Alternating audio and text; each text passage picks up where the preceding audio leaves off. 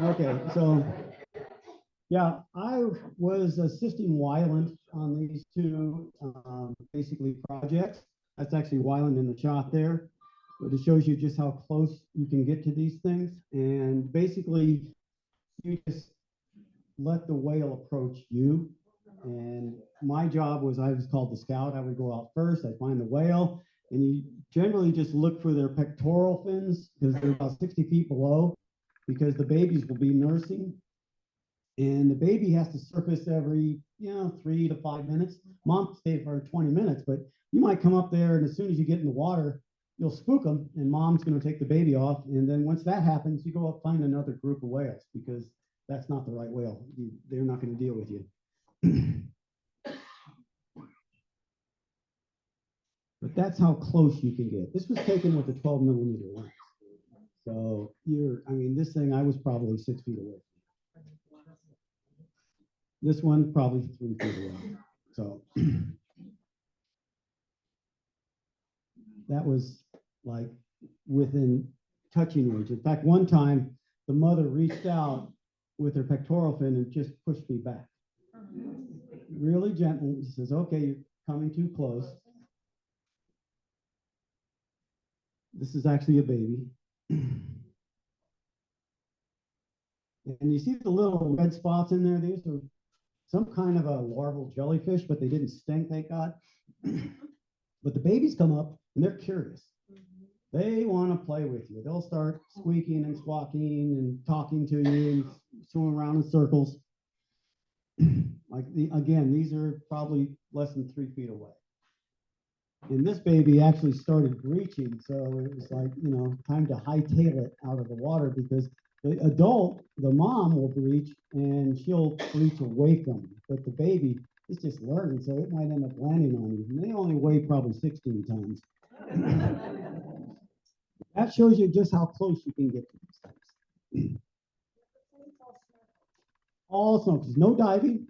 Diving is actually you could have to get a special permit, but there's no reason to it, because even snorkeling, if you dive down like more than 5 or 6 feet, you're going to spook the whales because they get attacked from underneath. So what you do is you stay on the surface, you go down for maybe 3 feet so you can get a shot. And what's nice about it, when you travel there, you don't have to bring a lot of scuba gear. And if you've got camera equipment, you don't need strobes. It's all natural light. So packing is very easy. This was where the mom pushed me away. So, because I was literally like a 1.5 feet away from her. But there's the baby right next to her. And this shows, the mom and the baby. And the depth there is average is about 50 to 60 feet. This was actually a very good viz day, because it usually averages like 40 feet or so. There's the mom and the baby. Now, I made a little mistake. The whale in the background there is what's called the escort. It's a male that's waiting for mom to go in the estrus. But what I did is I was trying to get different lighting. I ended up swimming over his dorsal fin, and he ended up sweeping his friggin' fluke and tried to knock me into a different time zone. But I started backpedaling as soon as I saw him making the move, and I just ended up in whitewater. So the people that were in the background says, you just disappeared. Well, you should have seen it from my point of view. This again is, the baby playing, coming up. Mom's coming up to see me in that shot you saw that Wyland took of myself and the mother and the baby. This was the same sequence. Now, the encounters, when you come up to them, they can last like 5 minutes to an hour. It just depends on how calm the mom and the baby is. But once the mom decides to boogie, she'll take the baby and head off to another direction. The way you find the whales is you look for the baby circling around on the surface. Because again, mom's sitting down there for like 20 minutes or so. And then you wait for the baby to drop down. And then you try to look for the mom you can see the pectoral fins, and usually it's kind of murky water. And you just wait. And what I would do is I position myself pointing towards the mom's nose on the surface, and the baby would come right up into my face.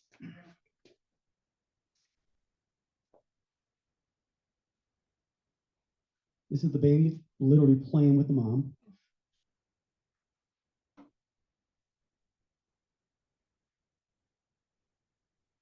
Now, if you want to go there, it's kind of expensive, like $4,700 plus all the other fees. You're probably looking around $5,000 or so. But I tell you what, it's a friggin' opportunity of a lifetime. You're going to spend 5 days in the water with whales every friggin' day. It's one of the few places that you can actually swim with the whales. You can also in Tonga, Fiji, there's another area, but it's not as populated as the Dominican Republic on the Silver Bank. Are they feeding while you're doing this? No, the whales don't feed at all. They're like I say, they feed up in the winter grounds or the summer grounds up in Nova Scotia and whatnot. When they come down here, they're not feeding at all. They're just breeding. It's amazing that these mothers can support a baby for 3 months that goes from, when it's born to up to like 12 tons or whatever without eating anything. This is my signature shot. Actually, thank you. I got second place for the photo contest on this one. This baby was swimming around circles around me, and it was talking to me and just keeping going around and around until it started breaching, and I had to like run away. Same baby. So the baby's nursed from the mother? Yes. What they do is the mother will be sitting on the bottom, like 50, 60 feet, and the baby goes down. They basically nurse under their pectoral fins. And like I say, the baby has to come up every 5, 6 minutes or so, and mom just stays down there. Unless she's concerned, then she'll come on up. She can stay down for like 20 minutes or so. So you try to find the baby, then you find the mom, and you don't roll off the boat like you're diving or whatnot. You slip into the water very quietly. And on the boats, you never even shut the engine off, and you don't change the pitch because they're acoustic. And when you start changing the pitch, you're going to spook them.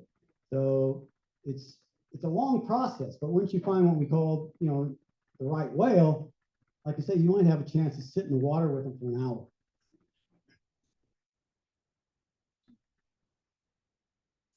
What's the water temp? It's actually very warm. It's in the 80s. Yeah, because Dominican Republic is pretty far south. Wear a wetsuit, mainly for hydroids and stingies. Usually a shorty's okay. Don't really need a full suit. Okay, now on the surface is just as fun. Okay, so they have all kinds of activities that they do on the surface, like they'll do peck slapping. And what they're doing is they're trying to attract other whales or just do it for fun. We don't know, but basically they'll be upside down and they'll just start slapping the pectoral fins.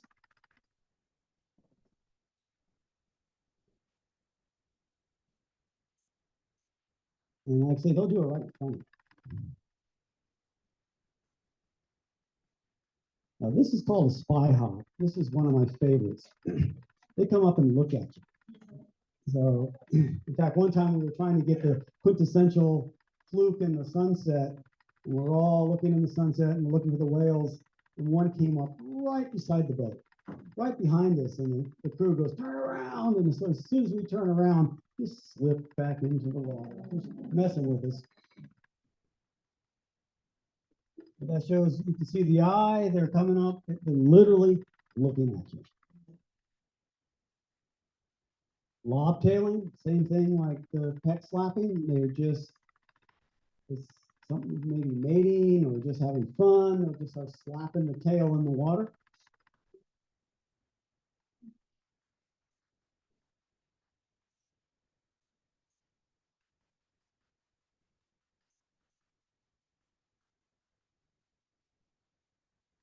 There's a lot of this going on, and it's like all over the place. Oh, it's over there, something's going on. So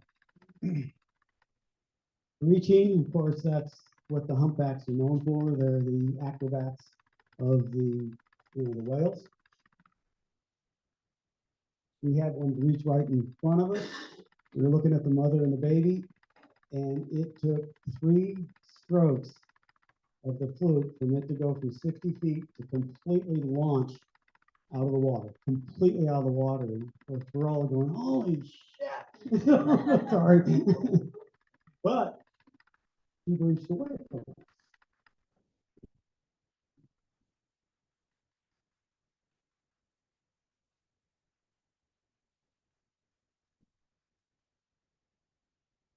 And the babies, they'll start breaching and they don't really know exactly what they're doing. So you don't want to be in the water when they're doing that. They will land on top of you. That's a very, very young baby right there. Yeah, didn't have the red eye set for the eyes on it. So got a little red spot from. Now, rowdy groups, these are groups of males that are following a female that's going into estrus, may or may not have a cap with them. So the female takes off like a bat out of hell. And these 4 or 6 whales are literally lunging on top of each other, trying to gain that footing so they're getting with the mother. And that ship there, that was 20 years ago. Now it's almost completely submerged. A couple hurricanes kind of took care of that. And that's where it's very, very shallow, obviously. And also you run into, these are spotted dolphins. Didn't have any spots on them, but they're called spotted dolphins. And again, that's one of my favorite shots right there. So basically what you do is when you fly into Puerto Plata, you want to go in a day early. So you don't want to miss the boat because it's between 5 and 7 p.m. when you want to board it, but that's the liveaboard. It goes overnight, anchors, and of course the liveaboard never moves, and then you're just using the tenders from there.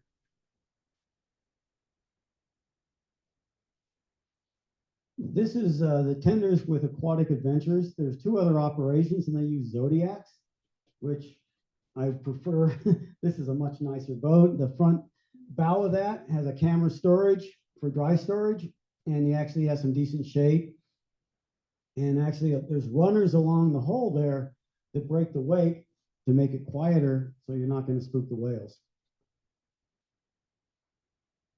So this tells you the strict rules. You can enter water with the whales, spend an hour and only minutes sometimes.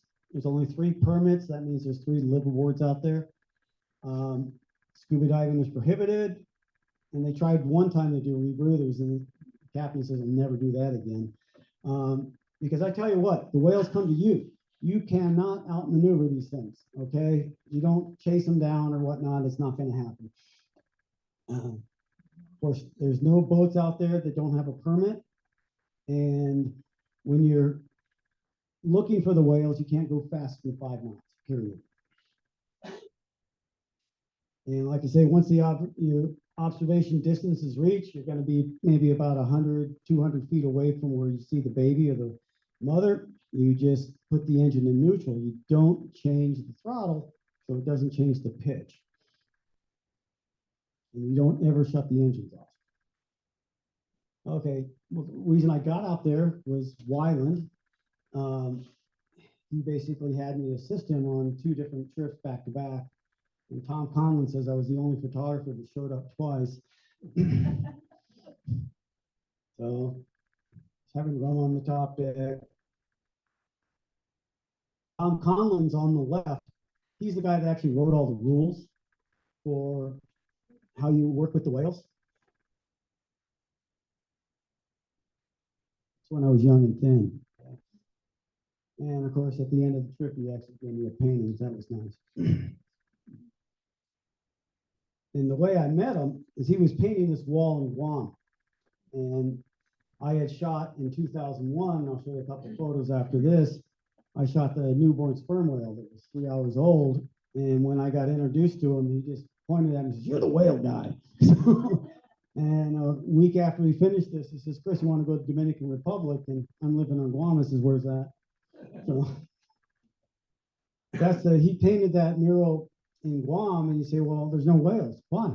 It wouldn't fit. He paints the scale. So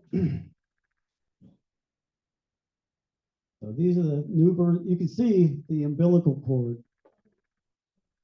with the mom, and that baby was literally just born. And this shot, yeah, these are sperm whales. This one was circulated. Some lady from Saipan sent it out on the AP without my authorization. It went worldwide. It was in Sydney, New York, in all the papers. But yes, I lost some rights to it because it went AP, but it turned out to be a silver lining. That's my favorite shot right there. The 5 females were teaching the baby to dive. Usually they do their calving in Palau. Well, mom was late, so she gave birth right off of what we call Factory Point in Guam, which was about literally like 200 feet offshore. And then they started heading off to sea, and all the dive operators were saying, hey, we got sperm whales. Oh, we see blood in the water. So they had given birth. So I got on the phone back in my old plastic Motorola and managed to get a hold of somebody to come by and pick me up and take me out there. That's pretty much it.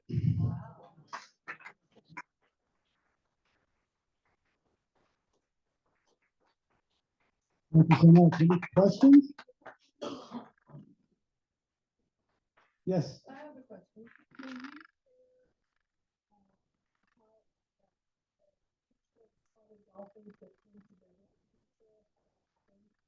Yeah, well, those dolphins were like swimming around in a pair, and literally they just came down.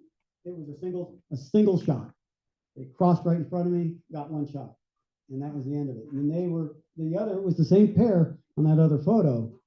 And in fact, they shot with Wyland that I showed at the beginning of it. Those 2 dolphins were in the photo because we were just cruising along and we ran into a pod of these spotted dolphins, and they shut the boat. They put in neutral and says, get in the water right now. And the dolphins, unlike the spinning dolphins we had in Guam, spotted dolphins are like bottlenose. They want to play. And you got to be all kinds of crazy. Otherwise, they're going to get bored and they'll leave. So, but that's, it's a one shot. Another time we pulled up, there was what was called a lonely male singing. And you could hear the song going through the hull of the boat. So we jumped in the water and the whale passed right under us. And you could feel it in your joints because it was like this it wasn't so much the high pitch did it. When they hit these low grunts, it would vibrate your bones. And they're just cruising along. They call them lonely males. They don't have they're not with a female or whatnot, and they're just swimming around and singing. And at night, we would go out and we would drop a hydrophone in the water.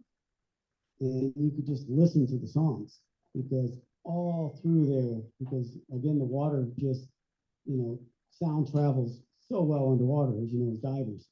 So you could just hear all these songs while you're just sitting out there.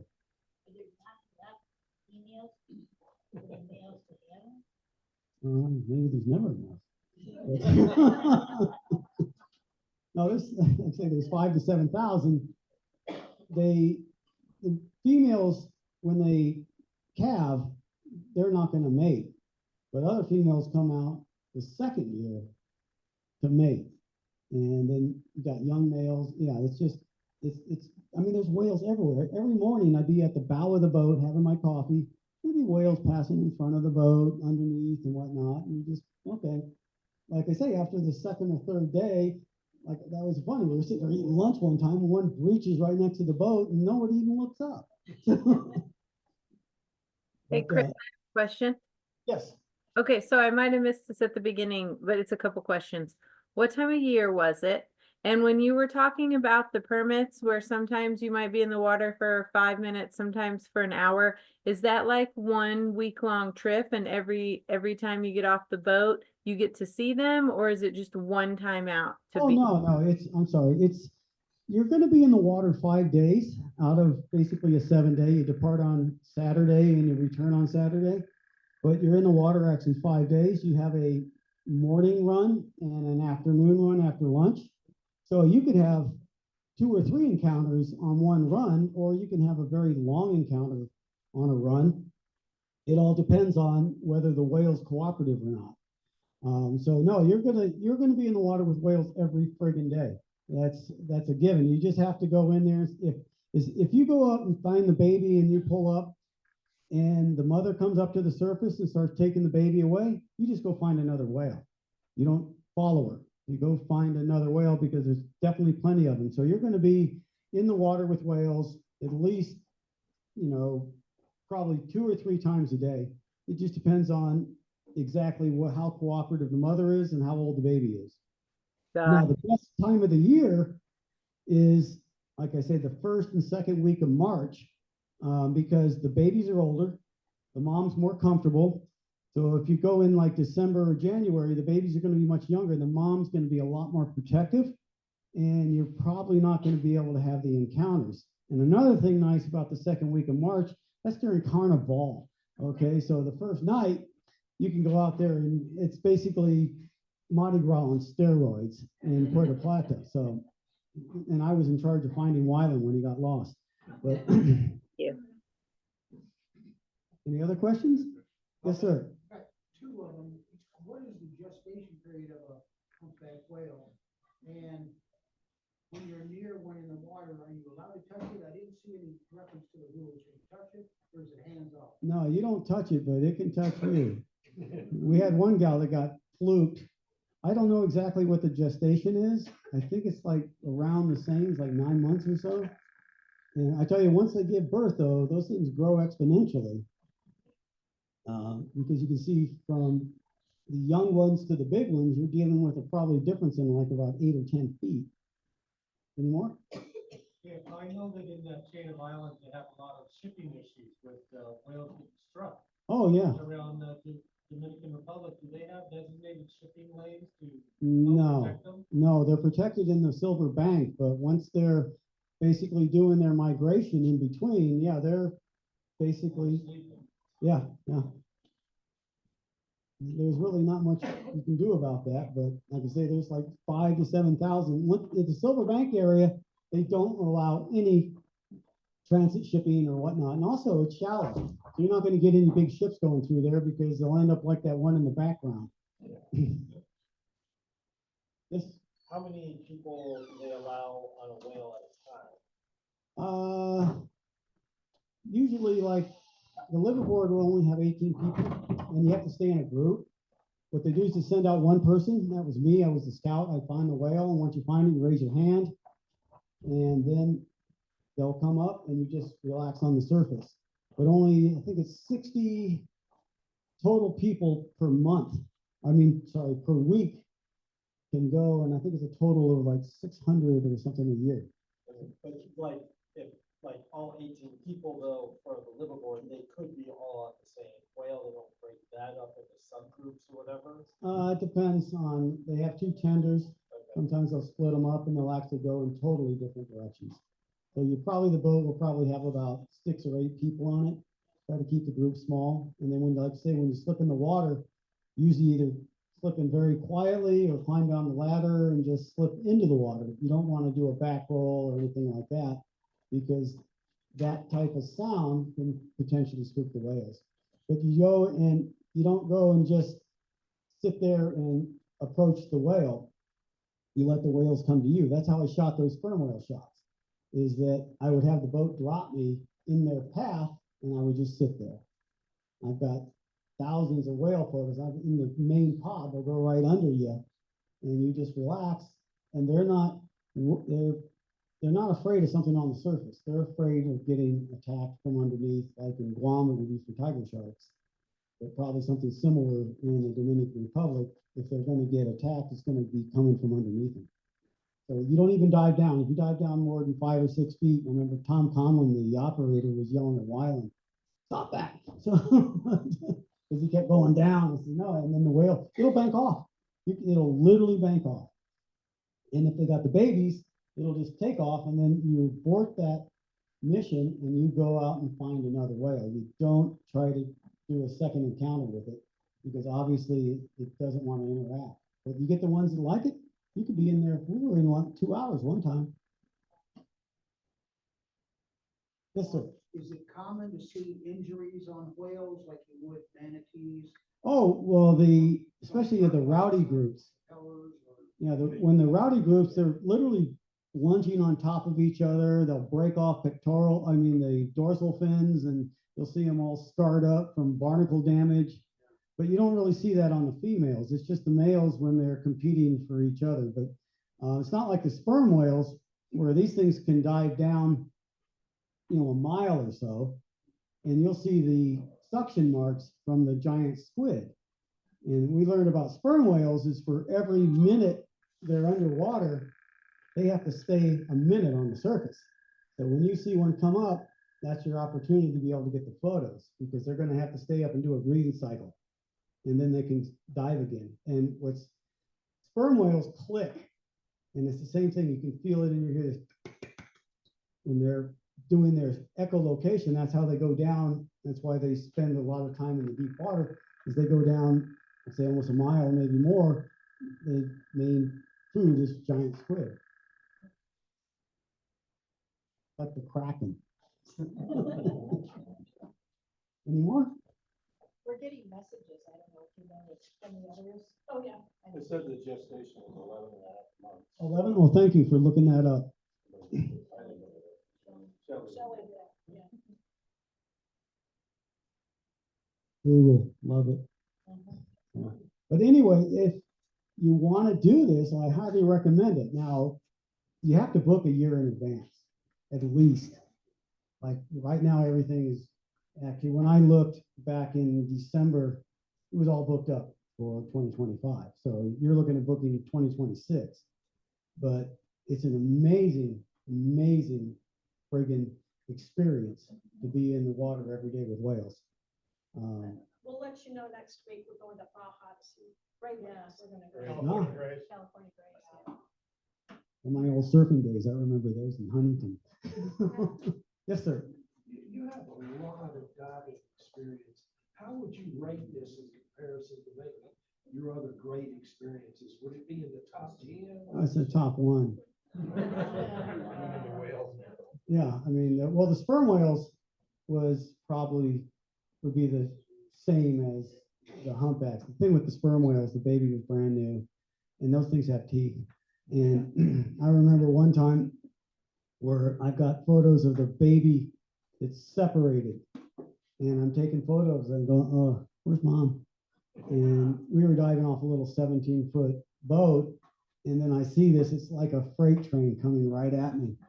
So I lurched out, grabbed the bow of the boat, and tried to pull myself in the water. The whale inverted. And I says, okay, I'm toast. But she just passed right under me. But the baby ran into me. Another question. Yes. Yes, who do you book through? Aquatic Adventures is I highly recommend them, because that's Tom Conlon. He actually wrote the rules. They have those really nice tenders. There's two other operations. I don't know what they're currently running right now, but the other two have like their Zodiacs. But there's other places that'll book, and they're actually just taking bookings for Aquatic Adventures. So you can just go Aquatic Adventures out of Florida. Again, they're the people that their crews are all experts in whales, and I just highly recommend them. Yes, out of Florida.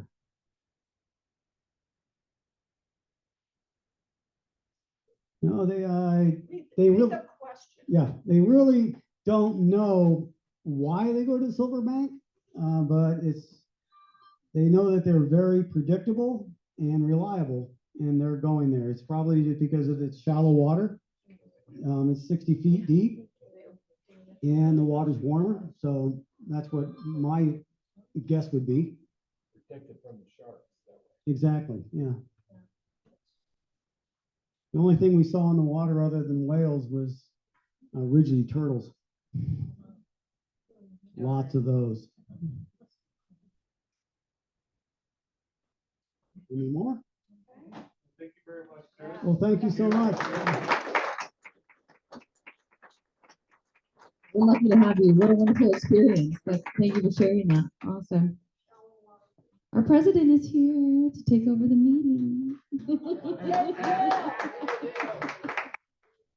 Thank you, everybody, for coming. I'm going to take off. So just again, appreciate y'all. And I think Dale should say a little bit about what he wants to see happen this year. Thank you guys for coming. Sorry I'm so late. Sometimes it sucks to be the boss at work. But sorry I missed it. Chris will have to have a conversation because I'd love to see you. That's okay. I'd rather get it from the horse's mouth.